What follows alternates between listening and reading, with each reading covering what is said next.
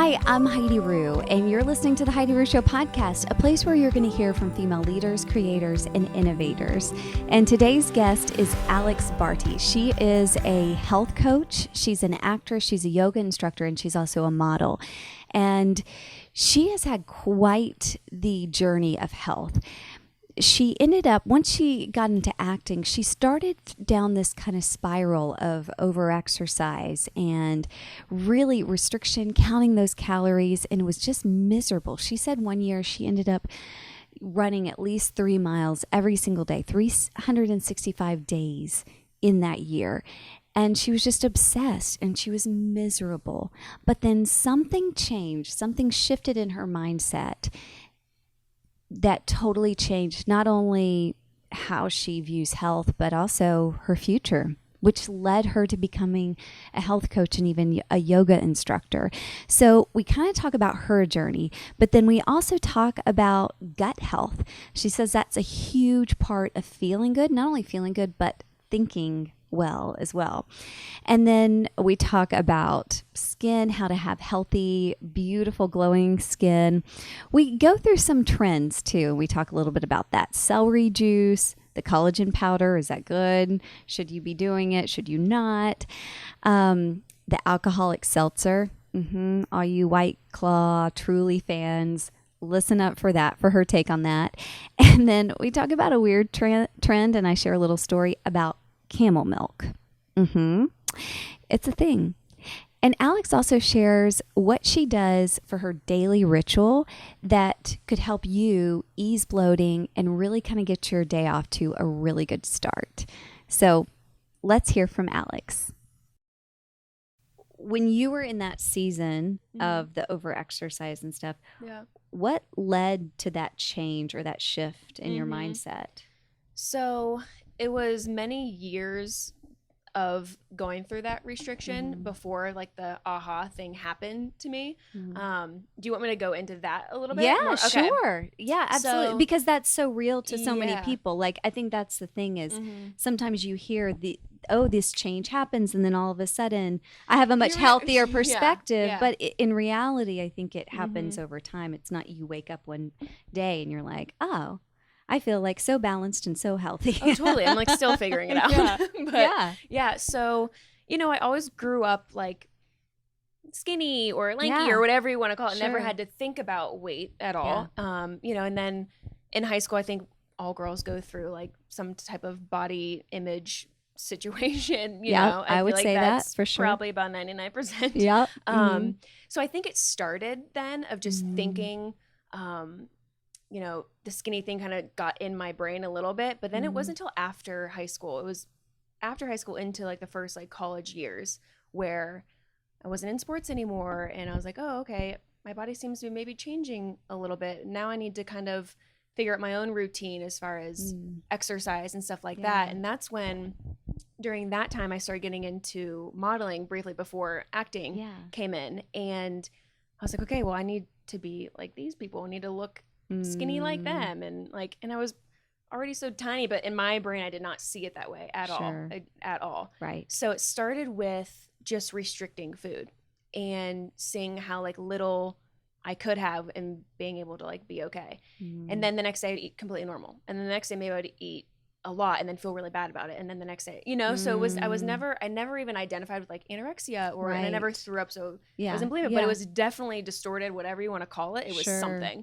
And that went on for a while. And then I feel like I kind of went into a phase of getting healthier with having my chicken and my veggies on the side and my whey protein and, whatever, the egg whites in the morning and whatever. And then I would do the insanity workout. Have you heard of that? Which it is insanity. It is insanity. Yes. So I was doing that while I would go to GNC and get like fat burning pills and like all these different things. I'm like, okay, well, this is what people do in this health world. Like this is what you do to be like fit and in shape and blah, whatever. So, and maybe on the outside that might have looked okay, but on the inside, I was doing such damage to my body, my hormones, that I had no idea I was even doing that. Yeah. How did you feel during that time? So anxious. This is crazy. I had 1 year that I ran 365 days in a row, 3 to 6 miles every single day. Oh my for gosh. that time frame. Literally driven and motivated by anxiety. Like, wow. my mood was all over the place. Never had any idea that it was linked to what I was putting in my body, you know, digestive stuff. Yeah.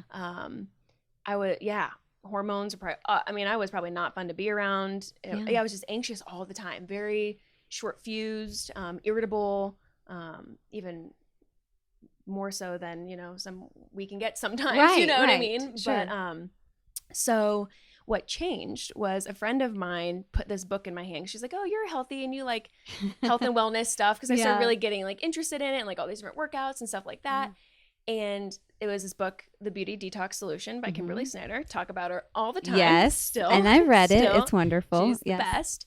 And I think it hit me so hard reading that book because it finally felt like there was an answer. Like, okay, I can be fit and toned and keep weight off and age really well and have great skin and maybe avoid cancer and chronic disease and these kind of things. So it felt like this lifestyle was the answer to everything I was like kind of searching for, but felt like I had to do all these extreme things to get there, you know? So, and being able to eat in abundance, I'm like, oh, I don't have to count. Cause I was counting every calorie, every tiny little thing, measuring all my food.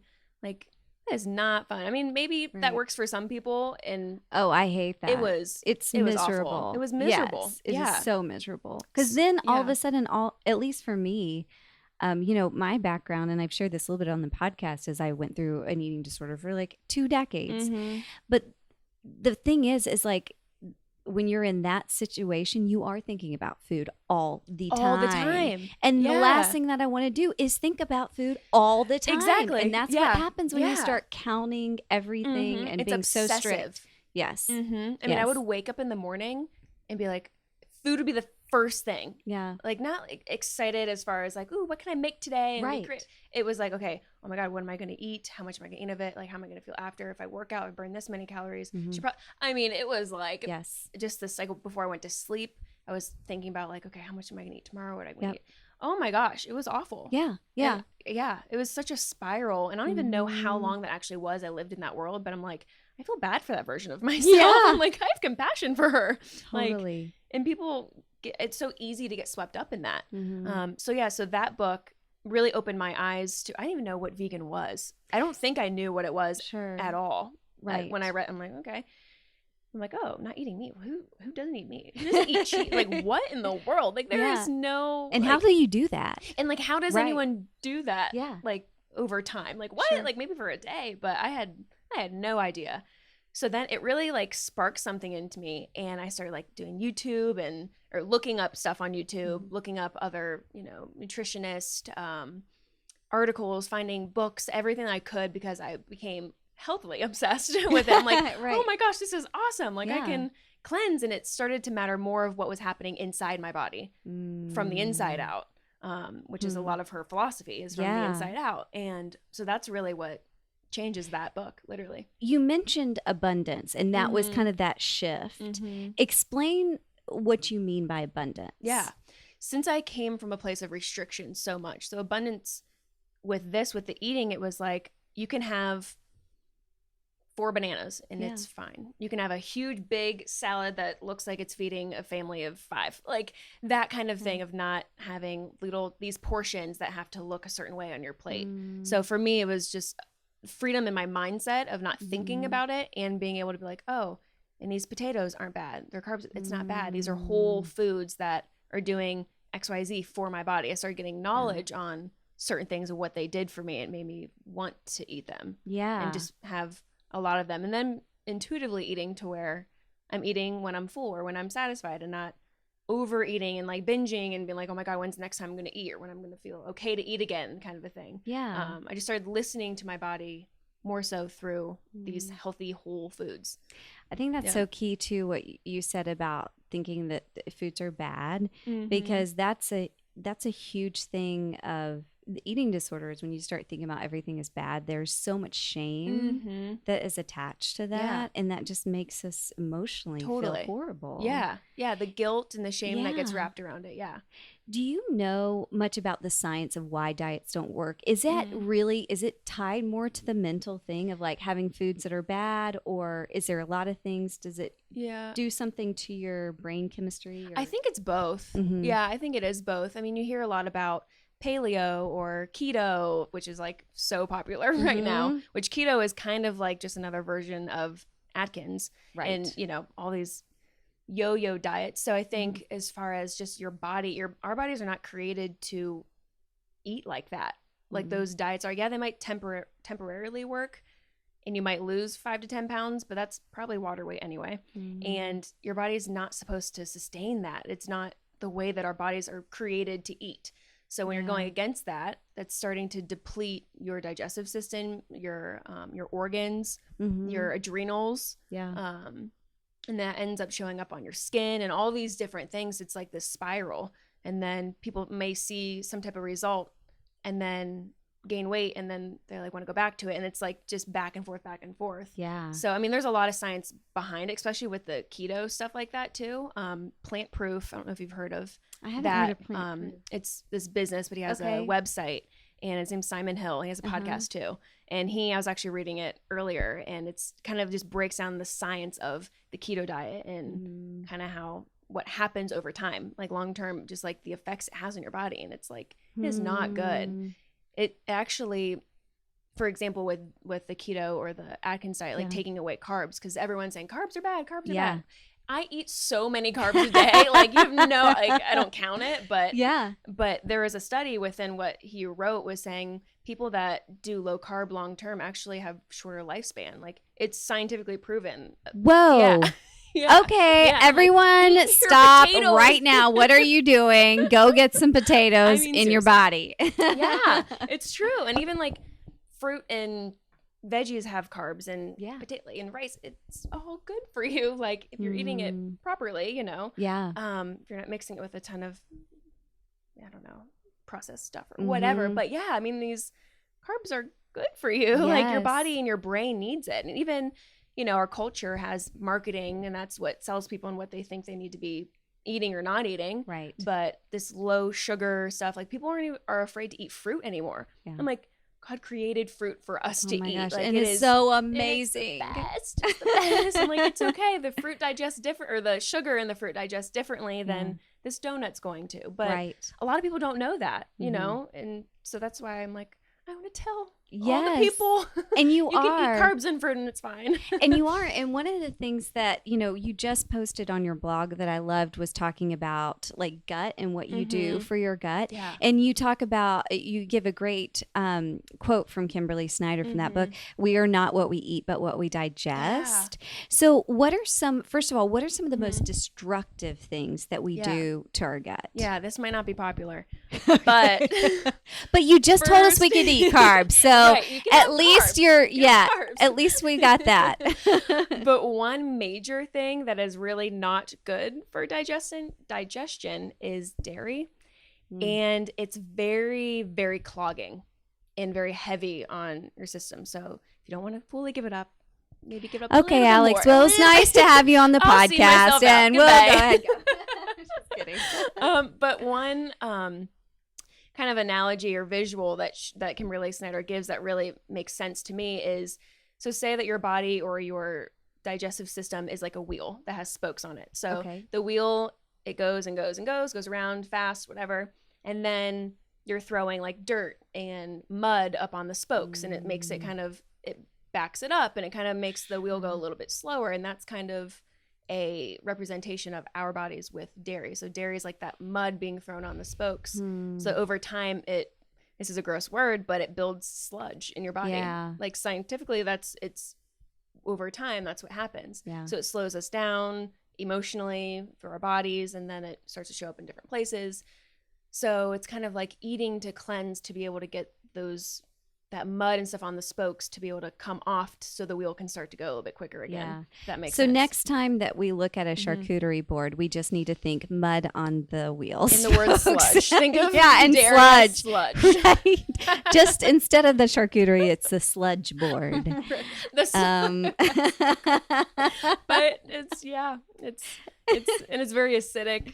I could go on and on. I won't. Right. But Okay. I know that is a thing that is really hard on your digestive system. The good thing about today is that Mhm. there really are getting to be some great dairy alternative Yeah. stuff. Even cheeses that actually like melt. Yeah. And yeah. cream Not just cheese, plastic The crap. Kite Hill cream cheese Yes, is so the good. best. So Oh my good. gosh. Yeah. It's so delicious. It's easier than ever now to be able to Mhm. find alternatives. Mhm. Yeah. So Yeah. I think we're making headway. Okay. So now positively, what are some Uh-huh. ways that we can heal our gut? Yeah. So a good probiotic is key. I use hers. I feel like I should be making so much money from I know. my Snyder stuff, and I don't at all. Yes. I If don't you're at all. listening, Come look. on, girl. Yeah. You're welcome. You're welcome, Kim. But I use hers. You can get different ones, but I really Okay. like that one. It has prebiotics and postbiotics that Oh, work that's together. great. It has a different kind of mushrooms in it that Mhm. are good for your immunity. And then it's an Oh. SBO probiotic, which is soil-based organisms. So it's kind of like a little bit of dirt, and which is really good for So digestion. good. Yeah, Yeah. because our soil really isn't the same as it used to be even 50 is what I wanted to say, 50 years ago. Yeah. So it's good to get that really good soil in your body like Mhm. every single day. Mm-hmm. So that's one thing. Okay. And another thing that really messes up digestion is like stress and your emotional well-being. A lot of people that are stressed or anxious have a lot of bloating, and it's very much linked. Like your serotonin, 95% of it is in your gut. That's what they call your gut the second brain. Wow. So if you're clogged and all that stuff, it's going to make, in your bloated and stuff like that, your mood's going to be off and short fuse and stuff like that. I'm like, man, I used to be bloated totally all the makes time sense. too. Yeah. Because Irritable, anxious. Yeah. Yeah. as soon as you get Mhm. bloated, you're just, at least for me, I'm like, Cranky. ugh. Yeah. Like, I don't want to be around here. I want to go Yeah. home and get out of people's sight Yeah. right now. Yeah. Like, don't let me look at people or talk to people. Exactly. So I guess, dealing with that in whatever healthy way you need to. Let's see, having ongoing cleansing foods, Okay. getting more fiber in your diet and trying to get away from the processed foods, and a lot of meat is really heavy. Mhm. Getting away from that along with the dairy. If you don't have a lot of fiber in your diet and then all of a sudden put in a ton of fiber, that's going to be painful. Exactly. Don't do it. Do Yeah. like a Mhm. couple of teaspoons of beans a day at a time. Okay. Because a lot of times that fiber can go kind of like in the middle of what's going on that's already clogged up. And then that's going to create toxicity in your body and you're going to feel awful. Yeah. So probiotic, getting more fiber, the warm lemon water, I love. Okay. That's one of my favorite things. Okay. Because that kind of, and immediately the warmth of the water and with the properties of the lemon are really detoxing. So when you do that first thing, even sometimes I'll do it during the holidays, I'll do it throughout the day. Like when I'm like cooking with my mom or something, I've done that too, just to that's feel smart. better. Yeah. It kind of like the warmth of it kind of like starts to break stuff up, all that sludge. Yeah. in All there. that mud in the Yeah. wheels. And if you're constipated, it'll make you go to the bathroom. Like Interesting. it's really, really good. And you do that first thing in the morning. Mm-hmm. Okay. Yeah. I like doing it first thing just to kind of start the day right. What you put in your body first thing is really important too. Mhm. Because during the night you're cleansing. So whatever you choose to put in your mouth first thing in the morning, you're either continuing that cleansing process or stopping it immediately, and digestion has to kick in, which is like 85% of your energy. So I just like to kind of keep it light in the morning and have warm lemon water, feel good. Gotcha. Yeah. So those are a couple Okay. things. You said lifestyle is the biggest factor for soft, hydrated, and clear skin. What are some of the things that we can do for like more beautiful, younger skin? Yeah. Because we all want that. We all want that. For sure. All of us. Yeah. Definitely the warm lemon water. Okay. That I notice when I do that consistently, my skin literally brightens. I try it out. Go home and try it out. Okay. It's true. It really, really does help brighten your skin. And skin your skin is the largest organ in your body, so it really does start from the inside out. You know, you can put stuff on your skin as much as you want, and that's important too, to have good, clean products, but it's not really going to do as great of a job as what your diet and lifestyle can do. So getting in a lot of greens, getting in, you know, a green smoothie in the morning and more of those fibrous foods, and just I feel like it always just comes back to your gut. If you're staying cleansed, it's going to make your skin and everything just brighter and clearer. Some foods would be avocado is really good. It makes your skin really supple.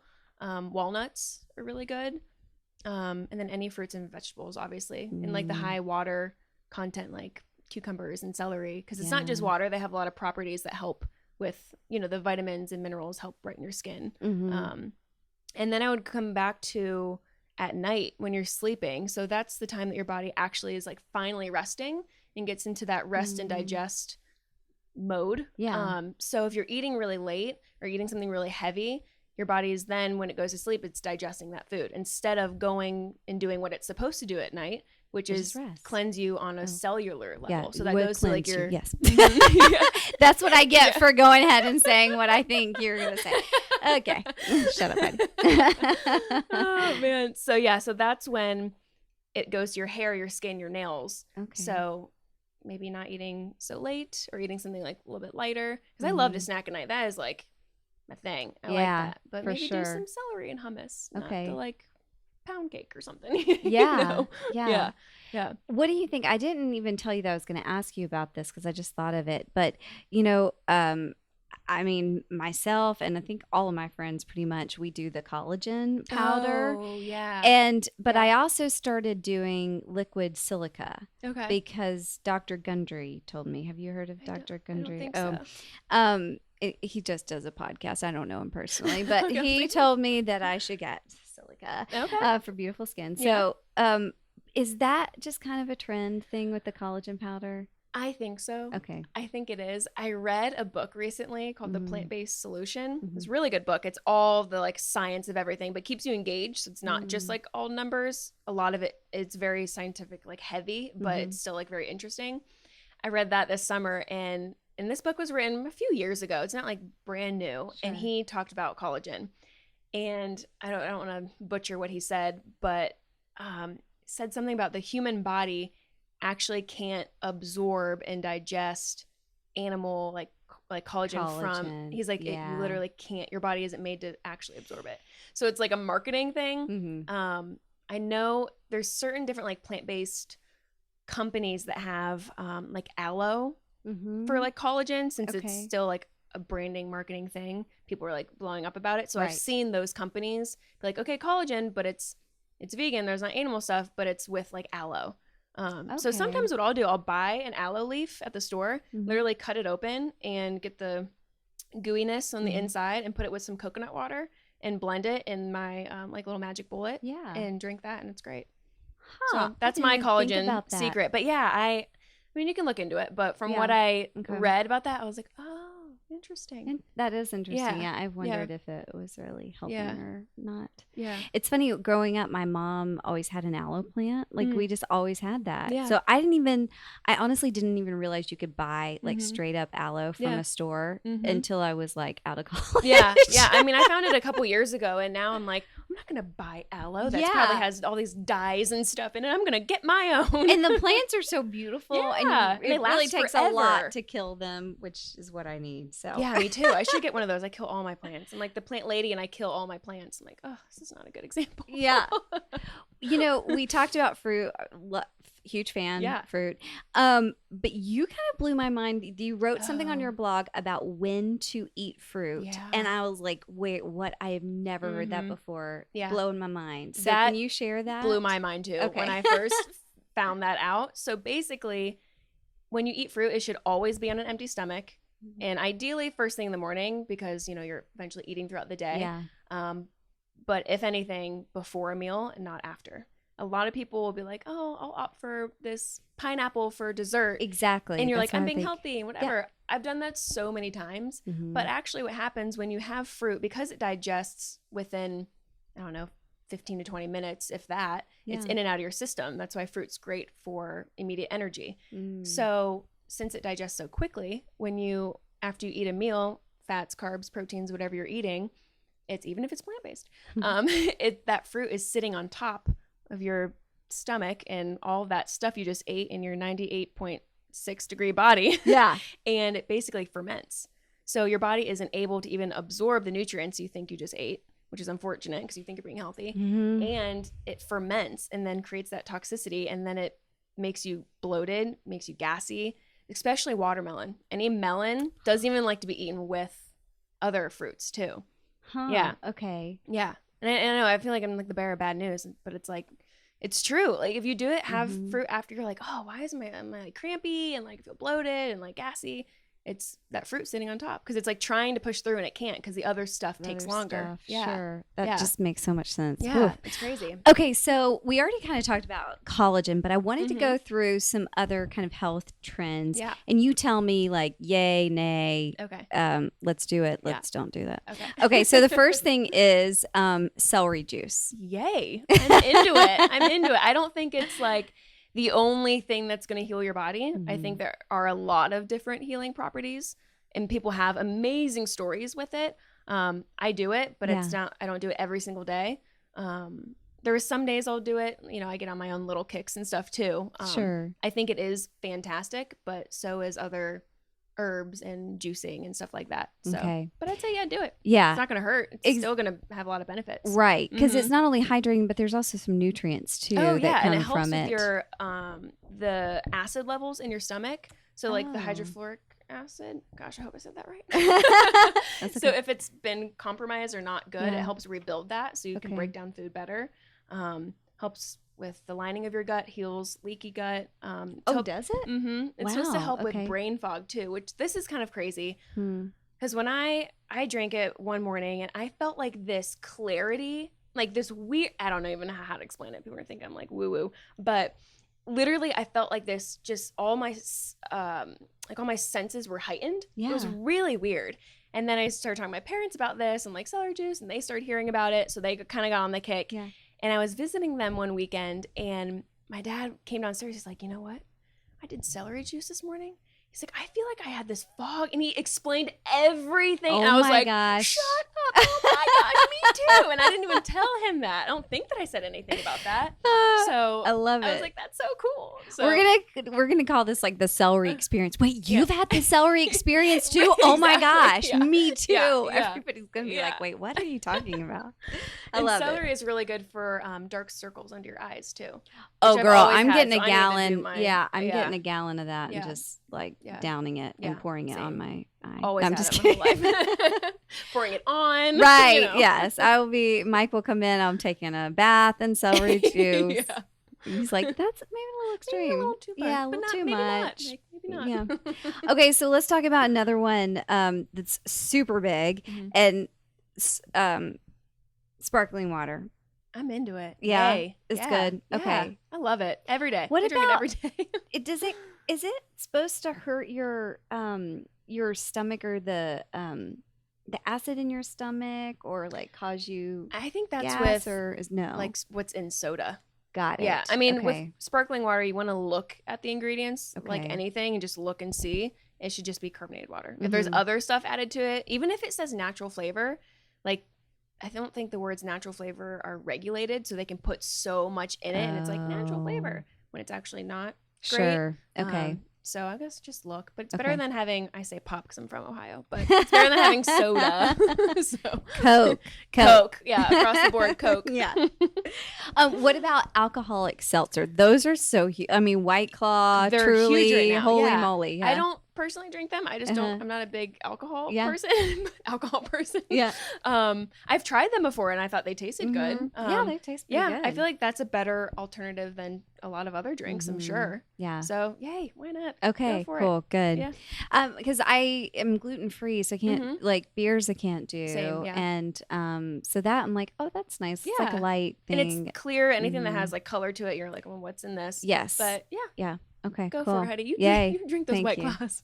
Okay, so this next one is weird, and I will tell you that I've had an experience actually drinking legit milk. of this type of animal. Mm-hmm. When I was in Kenya, camel milk. Never even heard of it until you came and brought it up. Apparently, it's a big trend for 2019. Really? Yes. Like here? Or That's what in Kenya. Yeah, I know. Well, in Kenya, it's like they're like, "Hello, we've been drinking camel milk for forever." People like we started that. I mean, I personally wouldn't, just because it is derived from the animal, and I feel like it's really toxic. Right. But why are people doing it? Like, what are they saying the benefits are compared to like goat's milk or? I know. I don't know. I think it's just an alternative to cow's milk. Okay. Like. So not pumped to the hormones yet or something? I guess so. Yeah. I guess so. Interesting. I don't know if they have more hydration. I'm really talking out of my butt now, so I'm going to stop now because now I'm just guessing. But anyways, when I was in Kenya, we were driving along and we were going to one of the villages, and there were these camels out there, and those villagers came over and they were milking the camels. That's and so funny. I wouldn't they were think like that camels can be milked. Yeah, I know. I didn't either. So they were like, "Does anybody want to try this?" And I was like, "I'll try it. Yeah. Why not?" Yeah, when in Kenya. Sure. Yeah. And they're like, "Okay, are you sure?" Everybody was like, "Heidi, it's not pasteurized." I'm like, "No, duh. Whatever. We're Kenyan desert. Yeah. I'm not thinking it's pasteurized out here." Yeah. But it was That's not so funny. bad. Huh. It wasn't bad. Was it similar to other milks? I would say maybe it's thicker than like almond milk, but More it's like a got like the cashew. sweet. Like a little cashew. Yeah. It's got like this little sweetness to it. It was weird because it's warm, obviously. Yeah. You know. Yeah. But it was not bad. Interesting. Yeah. Yeah. So, Well, anyways, it'll be 2020. Yeah. Coming at you.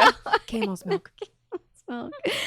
Okay, what about this? Everyone talks about the IV treatments, especially if you're like had a night out drinking or whatever to help yourself out. What do you think about that? I've never done it. Yeah. But I mean, if you need a little extra like B12 or hydration, go for it, I guess. But I'm super particular about like what's going in my body. So I would be like, okay, what are the ingredients? I'm going to have to look at those. Like I'm going to want to know exactly what's in those. And a lot of people don't know what it should be anyway. So I don't know. As long as the stuff's clean, there's not synthetic stuff in there. Which I don't know if I would trust it because I don't really trust a lot of people with that stuff. But I don't know if I trust it either. Yeah. Okay, what about plant-based burgers? I am into it. Yeah. The Impossible Burger, delicious. Yes. Every single time I'm like, there's no way. This is me. Like for sure. I'm gonna have to send it back and just deal with what I just did. And it's not. It's so good. Veggies. Yeah. It's plant-based stuff. Beyond Meat too. Yes, I love that one. I do love Beyond. It. I haven't tried the Impossible one yet, really good. but the Beyond Meat is just so good. It's so good. It's like it's so good. It even feels smells wrong. like it when you're cooking it. You're like, what? How and the is this ingredients too smelling? aren't like this huge list of just horrible things you're putting in your body. This is kind of funny. There was this article that came out about Beyond Meat reaching out to Chipotle to carry some, I don't know what type of whatever, but something for Chipotle. And Chipotle responded back and said something as far as like, we don't want anything that's processed like in our store. Like we have high integrity, like blah, blah, blah. Like our food quality is really high. And I'm like, okay, makes sense. Cool. And then Beyond Meat's CEO or founder, whoever it was, had a response that basically was like, you can knock at my factory door any day. He's like, actually, please come and don't tell me you're coming. Basically saying you can walk in at any time and we do things right. What we put in our stuff is right. Like we have nothing to hide. He's like, the thing is, you would never allow me to do that to yours in a slaughterhouse. Like, and I was like, boom. I mean, the response, it was articulated better than that, but it was so good. I'm like, that is so true. He's like, if you think that your stuff or any burger you're eating is not processed, because we were like, oh, these veggie burgers are processed. I'm like, yeah, well, the other stuff you're eating is very processed too, you know? So, I mean, you can go back and forth with that stuff, but I thought that was a kind of funny story. I'm like, that's true. That's true. Like, I kind of like that he said that. I'm like, but that's awesome. You can always get stuff that's more highly processed that is plant-based and you shouldn't eat it. Right. You know, if it's full of wheat and stuff like that, I'm like, I can't do that because my body just does not like it. Right. But Beyond Meat, I'd say is a good brand. Impossible Burger. Go for it. Good. And that's like, you're not eating that stuff every single day. Yeah. Like, it's the other stuff around it too that Yeah. you're eating on a daily basis. So, Right. yeah. Right. Awesome. Great. Yeah. Okay. So tell me about some of we already talked about the hot lemon water as a start to your day. Yeah. What are some other daily rituals that you do to kind of keep healthy? In the morning, I like to keep it light. Like I said, I'll make either juice or have a smoothie or a bunch of fruit. Like I'll go to work with like a basket of mangoes or something. Like I'm that person that does that. Or like a whole pineapple cut up. And I'm like, I'm the fruit lady. Yeah.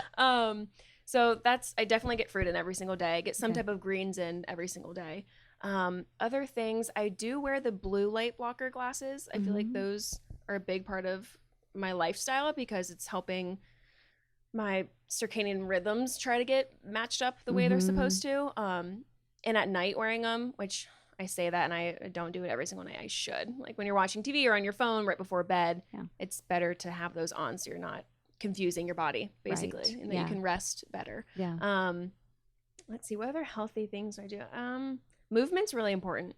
I used to be, like we had talked about, obsessed with it and overexercised. So now that looks completely different than it did. I'm a yogi now, and that I feel like has like saved my life. But I definitely don't work out the way that I used to, and I feel so much better. And I don't have like guilt or shame around, oh my gosh, I didn't get my workout in today. Like before, you would never catch me not working out one day. And now I'm like, I'll go 5 days and I'll be like, I'm good. Wow. You know, so it's like just being intuitive with your body and how you feel, not to be lazy, quote unquote, but to listen to your body. If you need to rest, girl, you rest. Like it's okay. What does your workout routine look like on an average week? Yeah. So lately it's looked a little different this summer compared to normal. Normally I would have done yoga, and I do heated yoga. I love it so much. I like the hot yoga. With that, I'm like, it's vinyasa power flow. I feel like I get my strength, I get my cardio, I get my detoxing, all of it in one. Yes. I feel like normally I would do that like 4 or 5 times a week. Okay. But this summer I've kind of switched it up just because it is super hot outside, and that never has bothered me before. But hot outside, hot in the room, and I don't know. Do you know anything about like Ayurvedic medicine? No, but There's heard different, like everyone has what's called doshas. There's 3 of them. I won't get into all of it, but one of the doshas that I have is pitta, which is like very fiery, very like go, very more towards like type A kind of personality. And I'm very high in that. So basically you want to balance your doshas. So some get higher than others, and that's when you're like out of balance. So a lot of heat, I learned, is actually making me out of balance because I'm already so like motivated and determined and fiery, that kind of thing. So I'm burning through certain things in my body, which is causing some of my migraines, which is a whole other podcast. Yeah. But so this summer I'm like, okay, normally I'd be like, well, I'm doing it anyway, I'm going to power through. But I'm like, that's not smart for me. So I've changed it. I've been doing it once or twice a week. I teach twice a week too. So I'm still in the heat. So sometimes I'll only do yoga like once a week. And I still love it just as much. I'll get back into it when it gets a little cooler out. And then I'll do like circuit training. So I'm on ClassPass. So I've been doing like Batch House. I've been loving Stellar Bodies, more like the strength training, Sculpt House. So mixing kind of like cardio with like the Mega Former machines and stuff like that. So I'm kind of just trying to switch it up and do different stuff. Probably at home, maybe I'll just stretch or go on like a walk, and that's my workout. Maybe a little run, maybe not. I'm just trying to like low impact anymore. Yeah. That's awesome. Yeah.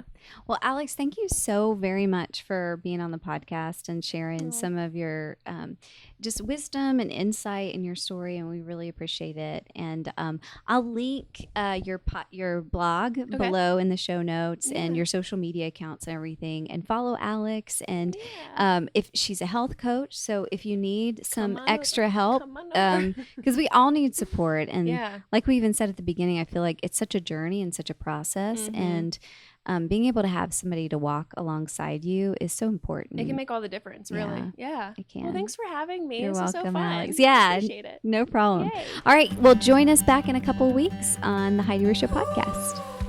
Thanks so much for watching this episode of the Heidi Rue Show podcast. Don't forget to subscribe so you can catch the next one, and make sure you hit that bell. And if you'd like to listen via the podcast platforms, you can find those below. We would love to hear from you. Join in on the conversation on Instagram or Facebook. And I hope this episode encouraged you. Don't stop, get it, get it.